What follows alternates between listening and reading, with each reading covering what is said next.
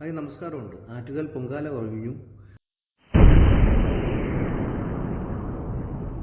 മൊബൈലിൽ റീൽസുകളും മറ്റു കാര്യങ്ങളൊക്കെ ആയിട്ടൊക്കെ ഒത്തിരി എണ്ണം കാണാൻ സാധിച്ചു. അതിൽ വളരെ ചില വീഡിയോകൾ കണ്ടപ്പോഴത്തേക്ക് വളരെ സങ്കടം തോന്നി.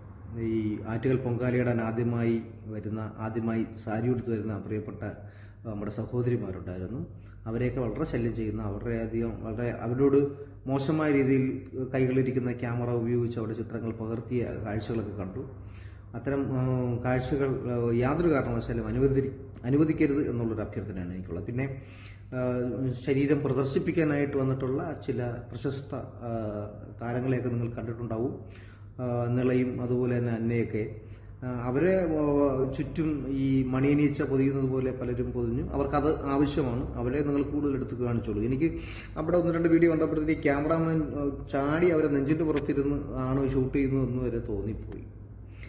അപ്പോൾ അത് സാരമില്ല. പക്ഷേ മറ്റ് വന്നിട്ടുള്ള സ്ത്രീകളുടെ രഹസ്യഭാഗങ്ങളിലേക്കൊക്കെ ക്യാമറ സൂം ചെയ്ത് അതിനെ റീൽസാക്കി പോസ്റ്റ് ചെയ്തിട്ടുള്ള ബിരുദന്മാർ ചെയ്തത് തെറ്റാണ് എന്നുള്ള കാര്യമാണ് ഞാൻ പറയാൻ ഉദ്ദേശിക്കുന്നത്. ഈ അവന്മാരുടെ വീട്ടിലെ അമ്മയും സഹോദരിയും ഇനി കൂടി വന്നാൽ ഭാര്യയും, അവർക്കുള്ളതിലധികമായിട്ടൊന്നും അവിടെ വന്ന സ്ത്രീജനങ്ങൾക്കില്ല. ഇത് ചുമ്മാ വെറുതെ കാണിക്കുന്ന ചില പുറംപൂശിൽ കാണുന്ന ചില മുഴുപ്പുകൾ മാത്രമേ ഉള്ളൂ.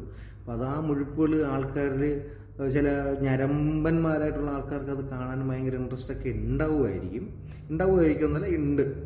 അത് മുതലാക്കാൻ വേണ്ടിയിട്ടാണ് നിങ്ങൾ ഇതൊക്കെ ചെയ്യുന്നത് എങ്കിൽ നാളെ ഒരു സമയത്ത് ഈ എടുത്ത് ഷൂട്ട് ചെയ്ത് അയക്കുന്നവന്മാരുടെ വീട്ടിലെ അമ്മയുടെയോ പെങ്ങളുടെയോ ഭാര്യയുടെയോ രഹസ്യഭാഗങ്ങൾ ഇതുപോലെ വേറൊരാൾ ഷൂട്ട് ചെയ്ത് സമൂഹ മാധ്യമങ്ങളിലേക്ക് ഇടുമ്പോഴത്തേക്ക് വേദന തോന്നാതിരിക്കണമെങ്കിൽ നിങ്ങളിത് ഇവിടെ വെച്ച് നിർത്തണം.